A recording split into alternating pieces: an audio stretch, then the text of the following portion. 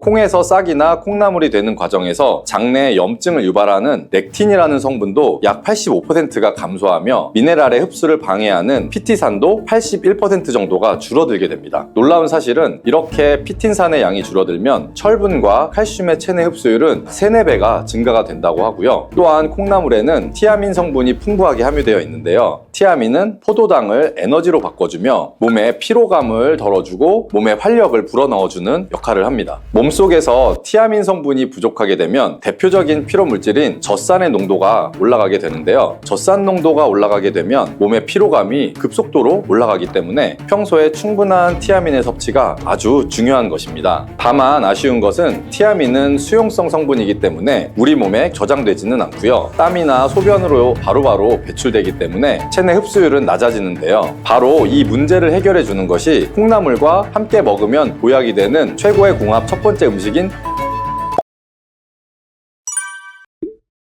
여러분, 콩나물 하면 무엇이 생각나시나요? 따뜻한 콩나물 국밥, 감칠맛 넘치는 콩나물 비빔밥 등 정말 많은 음식들이 생각이 나는데요. 콩나물은 우리에게 정말 친숙한 식재료인 것 같습니다. 그런데 이렇게 익숙한 식재료에도 함께 먹으면 상극이 되는 음식이 있고 또 함께 먹으면 우리 몸에 보약이 되는 궁합이 잘 맞는 음식이 있습니다. 콩나물의 효능, 콩나물과 상극이 되는 음식, 그리고 보약이 되는 최고의 궁합을 가진 음식까지 콩나물에 대한 모든 것을 알아보겠습니다.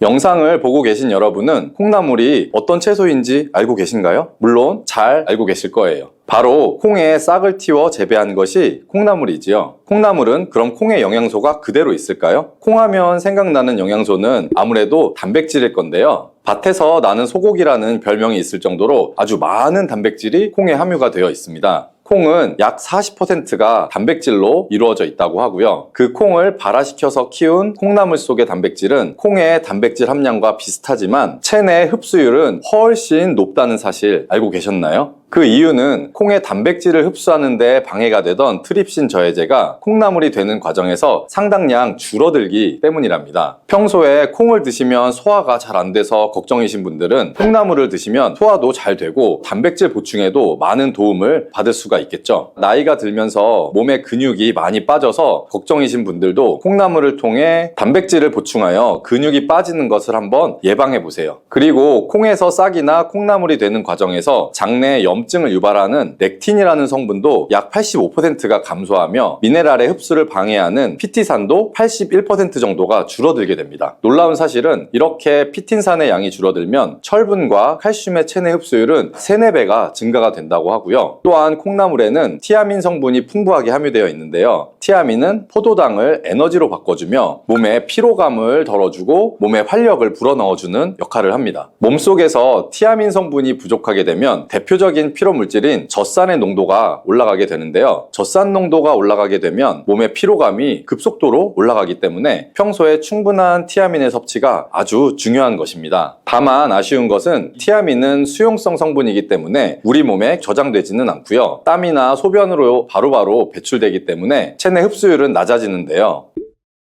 바로 이 문제를 해결해 주는 것이 콩나물과 함께 먹으면 보약이 되는 최고의 궁합 첫 번째 음식인 부추입니다. 부추 속의 알리신 성분이 콩나물의 티아민의 흡수율을 최대 약 20배까지 높여주고 이뿐 아니라 천연 강장제라 불리는 알리티아민으로 변화를 시켜주게 됩니다. 또한 부추와 콩나물은 간 건강에도 아주 많은 도움을 주는데요. 콩나물에 풍부한 아스파라긴산과 아르기닌 성분이 간에 해독작용을 하여 간의 독소를 제거해주며 부추는 간에 쌓인 피로물질을 분해시켜 주어서 우리 몸이 가뿐하며 활력 넘치는 상태가 되도록 만들어주는 것이죠. 여기서 한 가지 콩나물과의 상극은 바로 몸이 찬 분들입니다. 콩나물은 찬 성질이 있어서 몸이 찬 분들이 콩나물을 많이 섭취하게 되면 위장이 지나치게 차갑게 돼서 소화기관에 무리를 줄 수가 있고 소화가 잘 되지 않는 부작용이 생길 수 있습니다. 이때 콩나물을 부추와 함께 드시면 이런 문제는 해결이 되는데요. 부추의 따뜻한 성질이 콩나물의 찬 성질을 중화시켜주고 오히려 위장을 따뜻하게 만들어주기 때문에 소화기관의 기능을 원활하게 하는데 도움을 주게 되는 것입니다. 자, 이렇게 궁합이 잘 맞는 음식도 있지만 또 콩나물과 상극이 되는 음식도 있는데요. 그것은 바로 식초와 겨자입니다. 콩나물에 식초와 겨자를 곁들여서 조리를 하게 되면 콩나물의 비타민과 무기질이 손실이 됩니다. 그래서 콩나물을 섭취하는 의미가 사라지게 되고요. 그렇다면 식초나 겨자 말고 무엇을 곁들여서 조리하면 될까요? 그것은 바로 고춧가루입니다. 고춧가루도 너무 많이 첨가해 드시면 위에 자극을 주어서 안 좋을 수 있으니 주의를 하셔야 하겠지만, 적절한 양의 고춧가루를 추가해서 콩나물을 요리를 하시면 신진대사의 촉진과 혈액순환을 돕는데 콩나물과 고춧가루는 정말 찰떡궁합인 음식이 된답니다. 특히 콩나물에는 혈압을 조절하는 효능이 있는데요. 콩나물에 들어있는 펩타이드라는 성분 때문입니다. 펩타이드의 혈압 조절 효능은 심근경색이나 뇌졸중과 같은 심혈관 질환을 예방하는 데 매우 효과적입니다. 이때 고춧가루에 함유된 캡사이신이 이런 콩나물의 효능을 극대화시켜주고 콩나물의 비타민, 체내 흡수율을 상승시켜 주게 되고요. 자, 그리고 재밌는 거 하나 알려드릴게요. 콩에는 없던 비타민C가 새로 생겨난다는 놀라운 사실이 있는데요. 콩나물에 함유된 비타민C의 양이 사과보다 3배 정도 많고, 콩나물의 강력한 항산화 작용으로 활성산소를 제거하여 피부가 노화되는 것을 예방해주는 효과가 있답니다. 그리고 피부에 생성되는 멜라닌 색소를 억제해서 기미나 주근깨와 또 검버섯까지 예방해 주어서 피부를 맑고 환하게 만들어주는 효과까지 누릴 수가 있고요. 콩나물의 비타민C는 콜라겐의 합성에도 관여하여 피부를 탄력 있게 만들어줍니다. 이렇게 콩나물의 비타민은 피부를 건강하게도 하며 우리 몸의 면역력을 강하게 해주어 감기 바이러스가 들어오면 바이러스를 제거하는 데도 도움을 주기도 하고요. 두통을 완화시켜 줄 수 있고, 몸살로 인해서 통증을 완화시켜주는 천연 진통제 역할도 해줍니다. 이때 우리가 배를 함께 섭취하게 되면 몸속의 열기를 더 잡아줘서 강력한 해열작용을 하게 되는데요. 배에 함유된 루테올린과 사포닌 성분은 강력한 항염증 성분으로서 기관지의 염증을 완화시켜주고 가래를 제거하는 데 도움을 줍니다. 이러한 효능들로 콩나물과 배를 함께 드시게 되면 초기 감기로 인한 기침, 가래도 완화시키고 감기로부터의 몸의 회복을 빠르게 도와줄 수가 있습니다. 또한 콩나물과 배는 식이섬유가 풍부해서 장 기능도 개선을 해주는데요. 콩나물의 수용성 식이섬유가 다량의 수분을 흡수하기 때문에 변의 부피를 크게 만들어주고요. 변을 무르게 만들어서 변비를 예방하고 완화시킬 수가 있고요. 또 배에 풍부한 펙틴 성분은 나쁜 콜레스테롤을 배출시켜서 심혈관 질환을 예방하고 장 속의 유익균의 성장을 도와주어 장내 환경을 개선하는 데 큰 역할을 해줍니다. 이렇게 좋은 콩나물도 드실 때 주의하실 것이 있는데요. 바로 콩나물을 생으로 드시면 절대 안 됩니다. 콩나물의 재배 환경이 덥고 습하기 때문에 박테리아인 살모넬라균과 대장균에 감염이 잘 될 수가 있습니다. 그래서 콩나물을 그냥 생으로 드시게 되면 식중독에 걸릴 가능성이 생기는 거고요. 또한 대부분의 채소에 함유된 비타민C는 열에 좀 약하지만 콩나물의 비타민C는 열을 가해도 50% 이상 손실이 되지 않기 때문에 콩나물은 반드시 익혀서 드시는 것이 좋습니다. 콩나물과 함께 드시면 보약이 되는 최고의 궁합 음식 세 번째는 바로 돼지고기입니다. 돼지고기에는 단백질뿐 아니라 아미노산과 비타민, 철분, 또 아연 등의 영양소가 풍부하게 함유가 되어 있죠. 하루 일과를 마치고 피곤할 때 저녁으로 삼겹살을 먹고 나면 피로감이 많이 사라지고 몸에 힘이 나지 않나요? 그 이유는 돼지고기 속에 피로회복에 탁월한 효능이 있는 비타민 B1이 아주 풍부하게 함유되어 있기 때문인데요. 이 양이 소고기의 약 10배 정도가 된다고 하니 정말 놀랍지 않나요? 이뿐 아니라 돼지고기에는 불포화 지방산이 풍부해서 체내에 콜레스테롤이 쌓여서 혈관을 막는 것을 막아주고, 또 몸속의 염증을 제거하고 중금속을 배출시켜주는 놀라운 효능까지 있답니다. 이때 콩나물과 함께 드시게 되면 그 시너지 효과가 폭발하게 되는데요. 돼지고기의 영양 성분의 흡수율을 높여서 효능을 극대화시킬 수가 있는 거죠. 자, 이렇게 좋은 콩나물도 호르몬 관련 질환을 갖고 있는 분들은 섭취에 주의하셔야 할 점이 있는데요. 콩나물에는 식물성 에스트로겐인 이소플라본을 함유하고 있습니다. 이 성분은 체내에서 에스트로겐과 유사한 작용을 하게 되는데요. 그래서 유방암, 자궁암, 또 난소암과 같은 호르몬 민감성 질환을 갖고 있는 분들은 콩나물의 이소플라본이 증상을 악화시킬 수가 있기 때문에 과하게 드시지 않는 것이 좋겠습니다.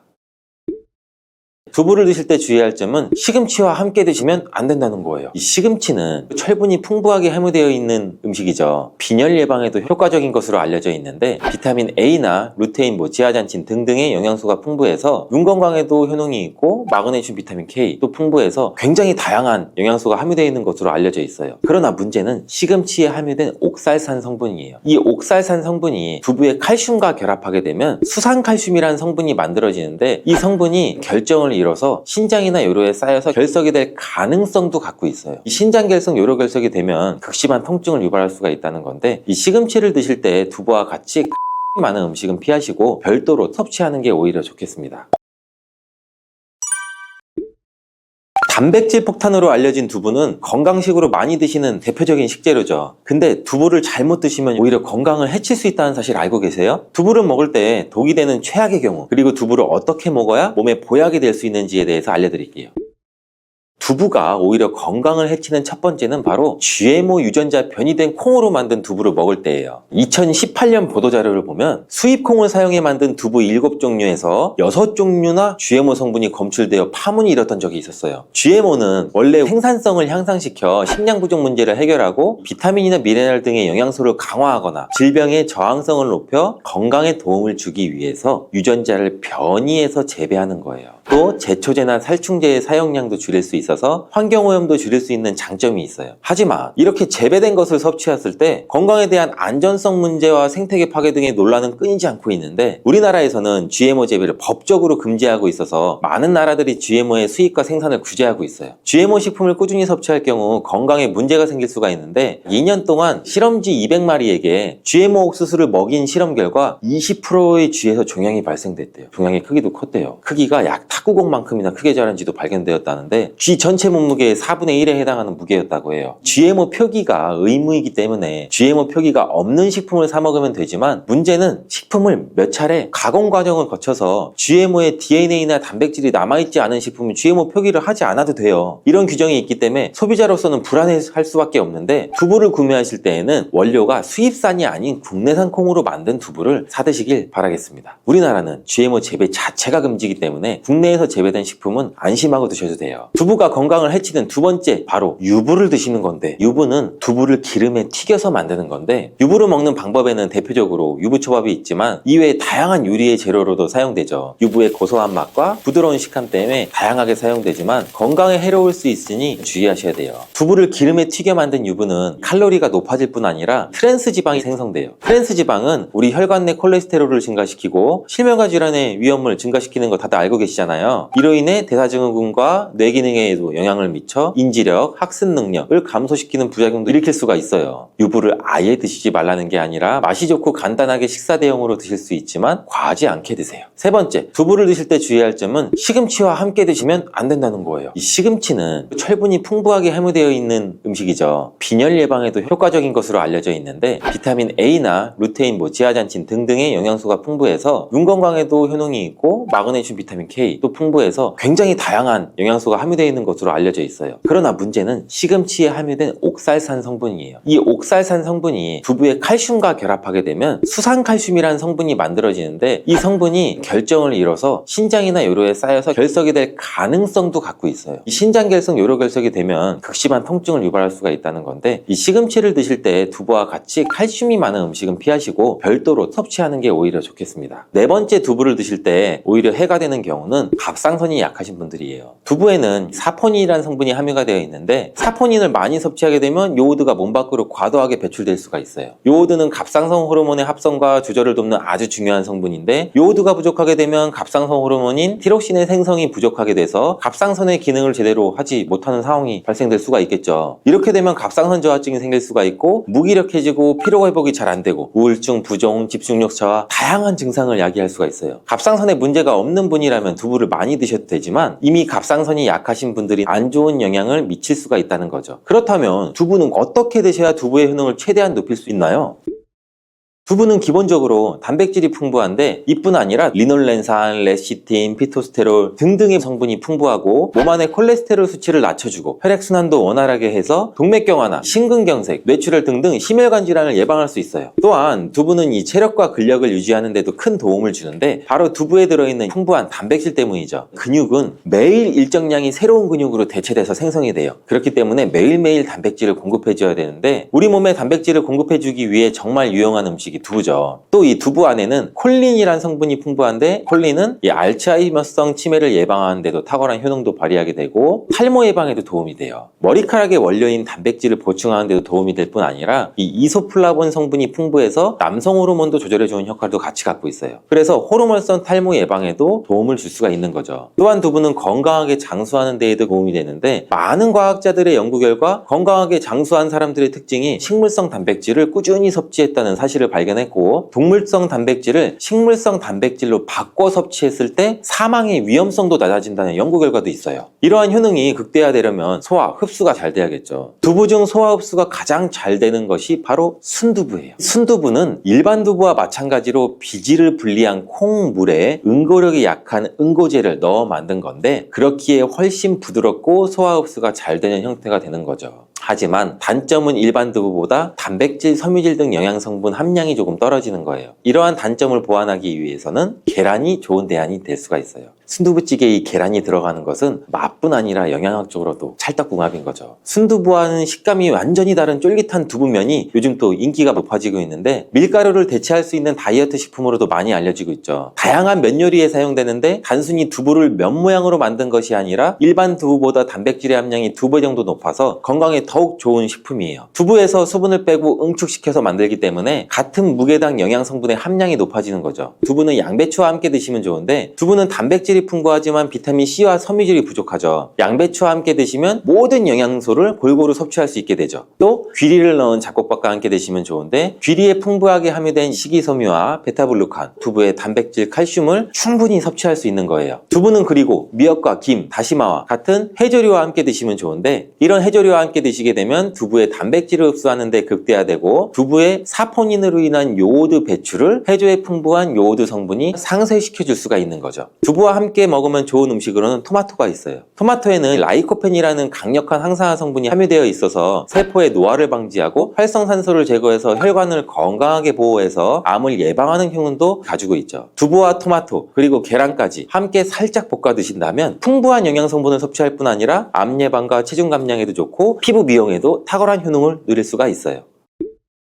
에르고티오네인이라는 항산화 물질이 풍부하게 들어있어요. 이 성분들은 우리 세포의 노화를 막아주고 활성산소를 제거해줘서 암세포의 성장을 억제하는 데 도움을 준다고 알려져 있는데 이러한 성분들이 많은 팽이버섯은 항암 효과가 뛰어나서 예방 차원에서도 꾸준히 섭취하는 게 좋아요. 이런 항산화 물질들은 우리 몸에서 발생하는 활성산소를 제거해주고 활성산소가 세포를 손상시키는 것을 막아주는 역할을 하는데 특히 이 활성산소는 DNA 손상을 유발하고 암세포의 성장을 촉진할 수 있기 때문에 항산화 성분이 함유된 활성산소를 제거하는 데 중요한 역할을 하죠. 또한 이러한 팽이버섯에 포함된 면역세포의 활성을 촉진시켜서 암세포를 인식하고 공격하는 능력을 높여주고 면역력도 증진시키는데 큰 역할을 해요. 이는 암 예방에도 도움을 줄 수가 있고 또 연구에 따르면 포함된 식품을 꾸준히 섭취하면 암세포의 발생을 억제하고 이미 발생된 암세포의 성장을 늦출 수 있는데도 도움을 줄 수 있다는 결과도 나왔어요.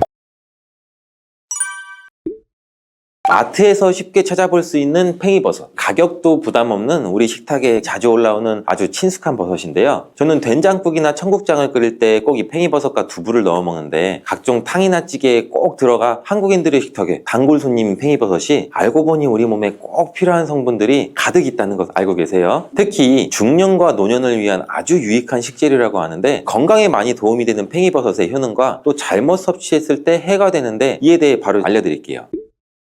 먼저 이 팽이버섯은 면역력 강화에 굉장히 좋은 식품이라는 거 알고 계세요 혹시? 팽이버섯에서 많은 영양소가 함유되어 있는데 팽이버섯은 베타글루칸 성분이 굉장히 풍부해요. 팽이버섯에 포함된 베타글루칸 성분이 면역력을 증진시켜주기 때문인데 이 성분이 면역세포를 자극해서 우리 몸의 면역력을 강화해주고 우리 몸의 면역세포를 활성화시키고 대식세포와 T세포 등 면역 시스템의 핵심 세포들을 활성화시켜서 외부에서 침입하는 세균이나 바이러스에 대한 방어 능력을 높여줘요. 그래서 바이러스나 세균을 물리치는 물리치는 데 중요한 역할을 해주죠. 이런 성분 때문에 팽이버섯은 몸의 자연 치유 능력을 증가시키는 데에도 도움을 주는데 항염증 작용과 함께 면역세포가 체내에서 정상적으로 이 활성화가 되도록 돕기 때문에 자주 감기 걸리거나 피로가 쌓여있는 분들한테도 도움이 될 수 있고 특히 면역력이 약해지기 쉬운 중년이나 노년층한테는 많은 도움이 될 수 있다는 거예요. 팽이버섯의 두 번째 효능은 바로 혈액순환 개선 효과예요. 팽이버섯은 혈액순환에 도움을 줄 수 있는 식품이라는 거 처음 들어보셨죠? 팽이버섯에는 리그난이라는 성분이 함유가 되어 있는데 이 리그난이라는 성분은 혈관을 확장시키고 혈액순환을 개선해서 혈액이 원활하게 흐를 수 있도록 도와줘요. 팽이버섯을 섭취하게 되면 이러한 성분의 효과로 인해서 혈액이 원활하게 흐르면서 고혈압이나 동맥경화 예방에 긍정적인 영향을 주겠죠. 혈압 조절과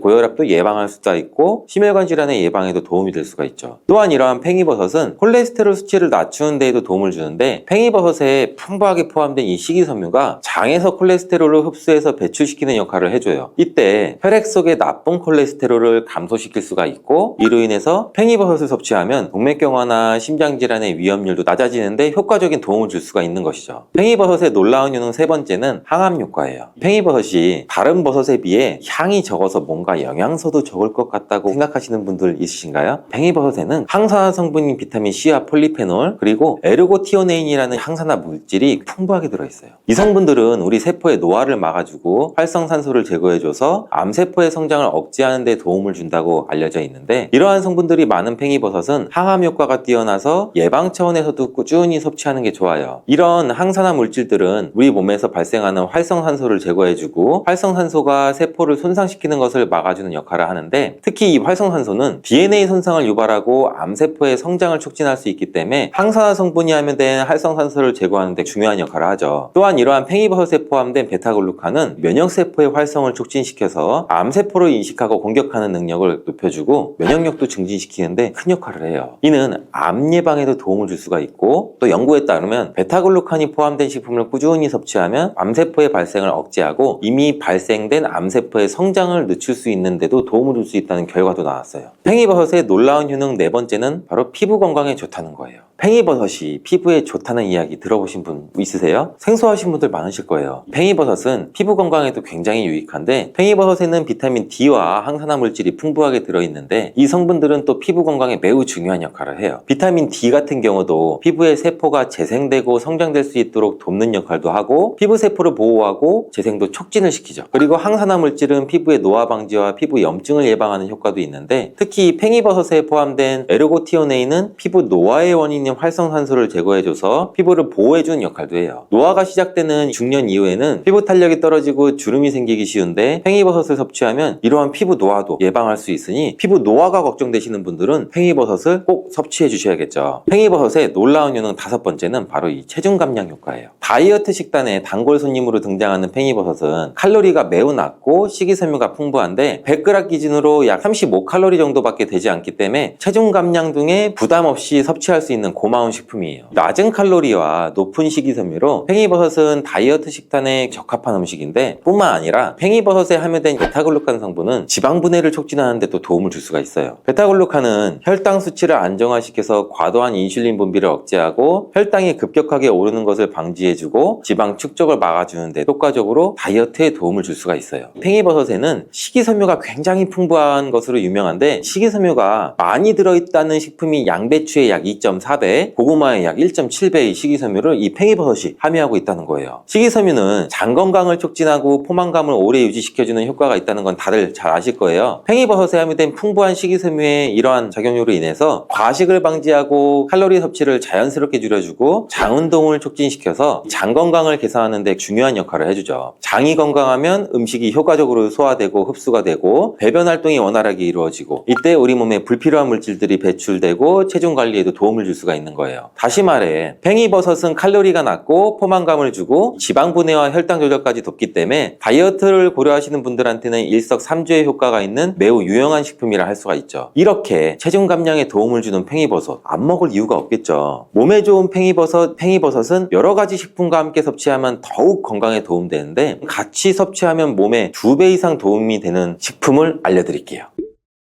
팽이버섯과 환상의 궁합 첫 번째는 시금치예요. 시금치는 철분과 비타민C가 풍부한 채소인 거 다들 알고 계시죠? 그뿐 아니라 여러 가지 항산화 물질도 함유되고 있는데 팽이버섯과 함께 이 시금치를 먹으면 시금치의 철분 흡수율을 높여주고 팽이버섯이 함유하고 있는 에르고티오네인, 비타민C, 폴리페놀 등의 항산화 물질이 시금치에 함유된 비타민 E나 C, 플라보노이드 등의 항산화 물질과 결합을 해요. 우리 몸에 염증을 줄이고 염증에 의해 발생될 수 있는 여러 가지 질병을 예방하는 데 도움을 주죠. 이러한 조합으로 드시게 되면 관절염이나 염증성 질환 예방에도 효과적이고 강력한 항산화 작용과 항염증 효과를 제공하는 아주 좋은 궁합의 음식이라고 할 수 있어요. 두 번째, 팽이버섯과 궁합이 좋은 음식은 바로 닭가슴살이에요. 닭가슴살은 단백질이 굉장히 풍부하잖아요. 또 칼로리도 낮고 그래서 체중 관리에 도움을 되는 걸로 유명하죠. 팽이버섯 또한 체중 감량에 좋은 식품인데 팽이버섯과 닭가슴살을 함께 먹으면 아주 좋은 궁합이라는 거. 팽이버섯은 칼로리가 낮고 식이섬유가 풍부해서 포만감을 주는데 닭가슴살에 포함된 이 풍부한 단백질은 근육 성장이나 조직을 복구하고 우리 몸의 다양한 생체 기능에 필수적인 영양소죠. 이 두 가지 영양소를 함께 섭취하면 팽이버섯의 면역력 강화 효능과 닭가슴살의 단백질이 결합을 해서 우리 체력을 증진시키고 근육량 증가에도 큰 도움이 될 수가 있죠. 또한 이 팽이버섯에 항산화 성분이 닭가슴살의 지방 연소를 돋는 역할도 해서 다이어트에도 좋고 더욱더 풍부해진 식감과 더불어 포만감과 영양소를 동시에 얻을 수 있고 균형 잡힌 식단을 유지할 수가 있겠죠. 이제부터는 닭가슴살을 드실 때 팽이버섯도 함께 섭취할 수 있는 메뉴도 고려해 보시면 좋겠죠. 몸에 좋은 팽이버섯, 하지만 아무리 좋은 식품이라도 과도하게 섭취하면 부작용이 있을 수가 있고 또 팽이버섯을 잘못된 방법으로 섭취하면 절대 안 되는데 지금 알려드리는 팽이버섯 섭취 시 유의할 점 꼭 기억해 주세요.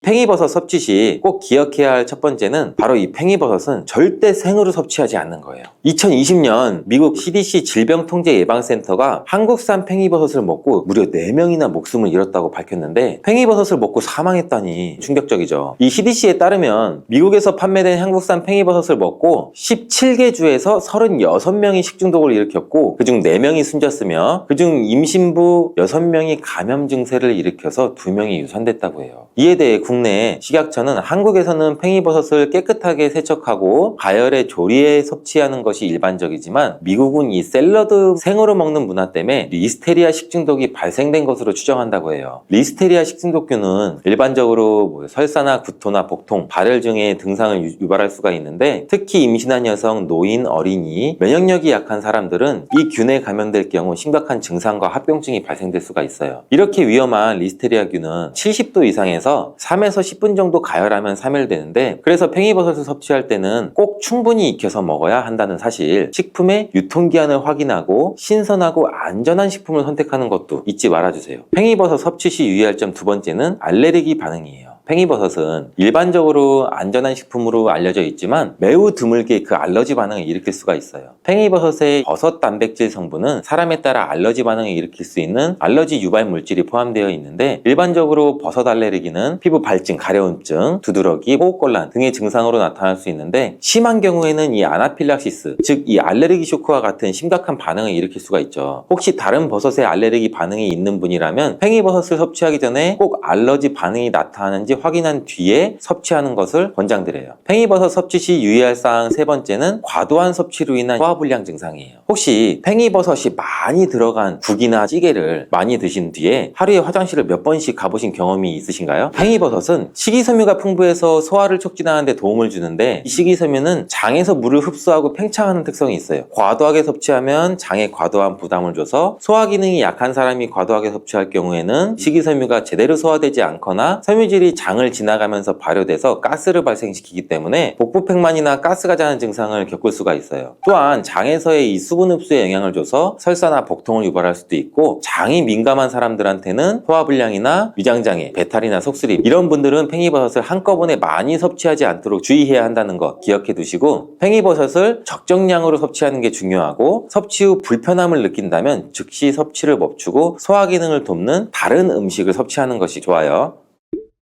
호두와 같은 견과류는 지방이 많아서 산패가 쉽게 일어날 수가 있는데 호두에 포함된 불포화 지방산은 산화가 되기 쉬워요. 산화가 진행되면 지방의 구조가 변형이 되고 산화된 지방은 우리 몸에 염증을 일으키고 혈관에 손상도 줄 수 있는 그런 물질이죠. 이뿐 아니라 또 심혈관 질환까지 유발할 위험도 가지고 있고 호두가 산패되면 아크릴아마이드라고 하는 유해 물질이 생성될 수 있는데 이 물질은 발암 물질이죠. 이렇게 산패된 호두를 장기적으로 섭취할 때는 암에 대한 위험성도 증가시킬 수가 있어요. 그럼 산패돼서 변질이 일어난 호두는 어떻게 할 수 있을까요?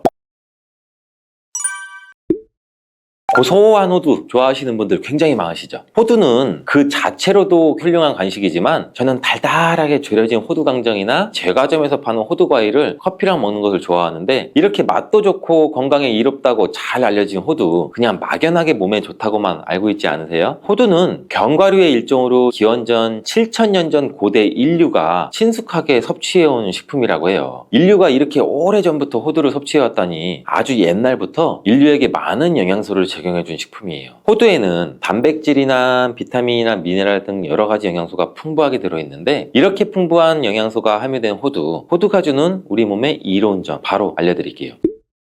첫 번째 호두의 놀라운 효과는 바로 노화 방지예요. 호두에는 폴리페놀과 비타민 E 같은 강력한 항산화 물질이 풍부하게 들어있고 항산화 물질은 우리 몸의 유해산소를 제거하고 세포 손상을 방지하는 역할을 해주죠. 특히 노화 방지와 관련이 깊은 성분으로 이 피부 건강을 유지하고 노화 과정을 늦추는 데 도움이 될 수가 있겠죠. 또 면역력 향상에도 도움을 주고 감기나 질병에 대한 저항력을 키워주는데 자유라디칼은 우리 몸의 세포를 손상시켜서 노화와 관련된 여러 질병을 일으킬 수가 있어요. 호두에 함유된 항산화 물질은 자유라디칼로부터 세포를 보호해요. 세포의 노화를 늦추는데 중요한 역할을 해준다는 거죠. 또 호두에 풍부한 오메가3 지방산은 피부 건강에도 많은 도움이 되는데 피부 탄력을 유지하고 피부에 수분을 보충해 주는 데에도 꼭 필요한 성분이죠. 특히 피부가 노화되면서 생길 수 있는 주름과 피부 처짐을 예방하는 데도 매우 도움을 줄 수가 있죠. 두 번째 호두의 놀라운 효능은 바로 뇌 건강 유지예요. 호두의 외형이 뇌를 닮아 예로부터 머리가 좋아져 잘 알려져 있는데 외형만 닮았다고 뇌에 좋다는 것이 아닌 건 다들 알고 계시죠. 호두에는 오메가3 지방산이 풍부하게 들어있는데 오메가3는 주로 생선에서 많이 발견되는 성분이잖아요. 호두에도 그만큼 많은 양이 들어있어요. 해외 알츠하이머 저널에서는 호두가 산화 스트레스와 염증을 줄여주므로 알츠하이머 발병과 진행을 늦추거나 위험을 줄여준다는 연구 결과도 발표했는데 호두에는 이 오메가3 지방산인 알파리놀렌산이 풍부하고 이 성분은 뇌세포를 보호하고 인지 기능을 향상시키는 데 중요한 역할을 해주고 뇌 기능을 활성화시켜 치매와 같은 뇌질환을 예방하는 데 도움을 줄 수 있다는 거예요. 뇌 기능이 저하되지 않도록 돕는 호두는 노화로 인한 인지 저하를 늦추는 데도 굉장히 중요하고 호두에 들어있는 비타민 E 또한 풍부해서 뇌의 노화 방지에도 도움을 줄 수가 있죠. 비타민 E는 강력한 항산화 작용을 통해서 뇌세포를 보호하고 기억력과 인지 기능을 개선하는 데 도움을 주고 산화 스트레스로부터 뇌를 지켜줘요. 알츠하이머와 같은 치매를 예방하는 데 중요한 역할을 한다는 사실, 뇌 건강을 위해서는 이제부터 호두를 꼭 드시는 게 좋겠죠. 세 번째 호두의 효능은 바로 뼈 건강에 도움을 준다는 거예요. 호두가 뼈에 좋다는 사실 알고 계시나요? 좋은 영양소가 많이 들어있다는 것은 알아도 뼈에 좋다는 건 생소하신 분들이 있으신데 호두가 뼈 건강에 미치는 좋은 작용들 바로 알려드릴게요. 호두는 칼슘뿐 아니라 다른 중요한 성분들도 함유하고 있어서 뼈를 튼튼하게 만드는데 아주 효과적인 식품이에요. 호두는 칼슘과 마그네슘이 균형 있게 들어있는데 칼슘은 뼈를 구성하는 중요한 성분이지만 마그네슘 역시 뼈 건강에 필수적인 역할을 하죠. 마그네슘은 칼슘의 흡수를 돕고 뼈의 밀도를 유지하는 데 중요한 역할을 하죠. 이 두 성분이 적절히 균형을 이루면 뼈의 강도를 높이고 골다공증과 같은 질환을 예방할 수가 있는데 호두에 들어있는 오메가3 지방산은 뼈 건강에 직접적인 영향을 미치는 중요한 성분 중에 하나예요. 연구에 따르면 오메가3 지방산은 뼈의 형성을 촉진하고 뼈의 밀도를 높이는 데도 도움을 줄 수 있다고 해요. 이뿐 아니라 오메가3는 이세염증을 줄여주는 효과도 갖고 있고 관절염과 같은 염증성 질환에 걸리기 쉬운 사람들에도 굉장히 유익한 영향을 줄 수가 있어요. 호두의 놀라운 효능 네 번째는 바로 암 예방 효과예요. 호두는 항산화 작용과 항염증 작용 덕분에 암 예방 효과에도 효과적이라고 알려져 있는데 2022년 국제학술지에 실린 연구 자료를 보면 호두나 아마씨에 함유되어 있는 알파리놀렌산을 꾸준히 섭취하면 그렇지 않은 사람들과 비교해 심혈관 질환 위험률이 약 10% 정도 감소되고 관상동맥 심장질환 위험률은 20%나 줄어들었다고 해요. 그뿐 아니라 호두에는 이 폴리페놀과 엘라그산이 풍부하게 들어있는데 특히 이 엘라그산은 항암 성분으로 굉장히 유명해요. 엘라그산은 체내에서 엘라그산 대사물질로 변환돼서 암세포의 성장을 억제하는 데 도움을 주고 폴리페놀은 포리페놀은 암세포의 확산을 막아주는 역할을 해주죠. 호두는 이뿐만 아니라 오메가3 지방산을 많이 함유하고 있는데 오메가3 지방산은 염증을 줄이는 효과가 있죠. 암은 염증성 질환과 관련이 깊은데 호두가 가진 염증 완화 효과는 암 치료에 있어서 중요한 보조 역할을 해줄 수 있다는 것도 알고 계시나요? 호두에 포함된 비타민 E와 셀레늄 등의 성분은 면역력을 증진시키는 데 도움을 주는데 암 환자에게는 면역력이 굉장히 중요해요. 호두는 면역 시스템을 강화시켜줘서 우리 몸의 방어막을 형성하는 데 큰 역할을 할 수가 있겠죠. 호두의 효능 정말 놀랍죠. 이렇게 몸에 좋고 맛도 좋은 호두, 이것들과 먹으면 효과가 배가 되는데 호두와 궁합이 굉장히 좋은 식품들을 바로 알려드릴게요.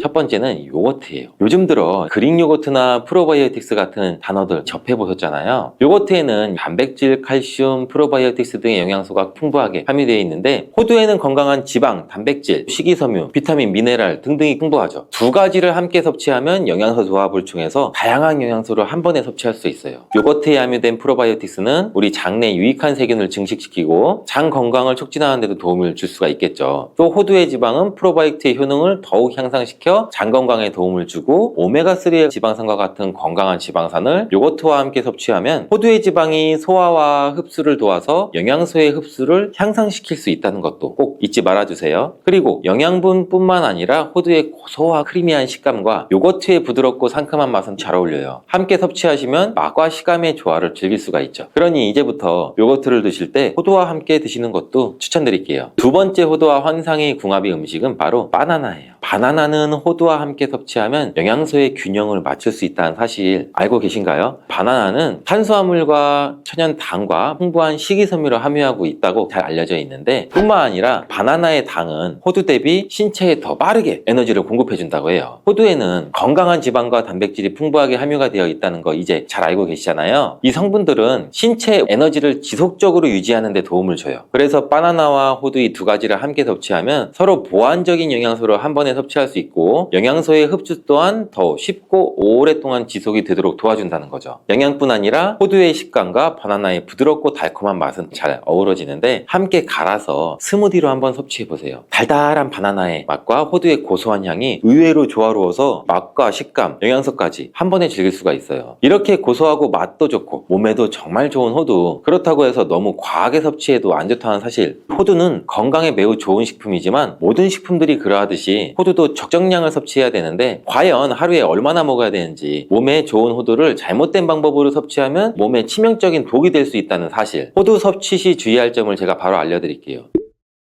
호두를 섭취할 때 유의할 점, 첫 번째는 알러지 반응이에요. 호두는 견과류 중 알러지를 유발시킬 수 있는 식품인데 일부 사람들에게 알러지 반응을 일으킬 수가 있대요. 호두 알러지가 있는 경우 호두를 섭취했을 때는 입술이나 혀, 또 얼굴이 부풀거나 호흡곤란을 겪을 수가 있는데 이는 개개인의 신체 증상에 따라서 매우 위험할 수도 있고 다르죠. 경우에 따라서는 굉장히 심할 수도 있고, 이런 증상이 발생되면 즉시 호두 섭취를 중단하고 필요시 의사와 상담해야 되고, 호두 섭취 시 주의할 점 두 번째는 과도한 섭취예요. 이 호두는 100g당 약 650칼로리로 매우 고칼로리 음식이에요. 하루 섭취량을 과도하게 초과하면 오히려 체중 증가를 유발할 수가 있는데 호두에는 지방이 많이 함유되어 있지만 대부분 불포화 지방이라 건강에 유익하다고 알고 있겠죠. 근데 칼로리가 높기 때문에 적정량을 섭취하는 것이 중요해요. 하루에 약 2-30g 정도, 이건 약 5알에서 7알 정도인데 쪽으로 봤을 때는 10개에서 15쪽 정도 돼요. 호두를 섭취할 때는 꼭 기억해 주세요. 호두 섭취 시 유의할 점 세 번째는 변질이 일어난 호두 섭취죠. 호두와 같은 견과류는 지방이 많아서 산패가 쉽게 일어날 수가 있는데 호두에 포함된 불포화 지방산은 산화가 되기 쉬워요. 산화가 진행되면 지방의 구조가 변형이 되고, 산화된 지방은 우리 몸에 염증을 일으키고 혈관에 손상도 줄 수 있는 그런 물질이죠. 이뿐 아니라 또 심혈관 질환까지 유발할 위험도 가지고 있고, 호두가 산패되면 아크릴아마이드라고 하는 유해 물질이 생성될 수 있는데 이 물질은 발암 물질이죠. 이렇게 산패된 호두를 장기적으로 섭취할 때는 암에 대한 위험성도 증가시킬 수가 있어요. 그럼 산패돼서 변질이 일어난 호두는 어떻게 알 수 있을까요? 이러한 호두를 구분하는 방법은 먼저 색상을 보는 거예요. 신선한 호두는 갈색이나 황금빛을 띠는데 산패된 호두는 색이 어둡게 변하고 부패한 느낌이 들어요. 또 산패된 호두는 비린내나 신내가 날 수 있고, 신선한 호두는 자연스러운 고소한 향이 나요. 또한 맛도 다른데 신선한 호두는 말 그대로 고소한 맛인 반면 산패된 호두는 씁쓸하거나 오래된 기름향이 나죠. 썩은 것 같이 불쾌한 맛이 날 수가 있겠죠. 신선한 호두를 골랐다면 산패되지 않게 보관 방법도 중요한데, 호두는 잘못 보관하면 쉽게 산패되기 때문에 주의가 필요해요. 호두는 원래의 껍질을 유지하는 것이 좋은데 껍질을 벗기지 않고 보관하면 외부에서의 영향이 미치는 걸 줄일 수가 있어 오랫동안 신선하게 유지가 되는데, 하지만 호두를 먹을 때마다 까야 되는 이 번거로움이 있잖아요. 이미 까진 호두를 많이 구입하시잖아요. 이런 호두는 공기와 빛에 노출되면 산패가 촉진되기 때문에 공기와의 접촉을 최소화해서 밀봉할 수 있는 용기에 담아 보관하거나 진공이나 밀봉팩을 사용하는 것이 좋아요. 호두는 온도와 습도에 민감해서 서늘한 냉장고에 보관하는 것이 가장 좋고, 이미 껍질을 벗긴 호두는 쉽게 산패할 수 있으니 냉장 보관 필수적이라는 거 잊지 마세요.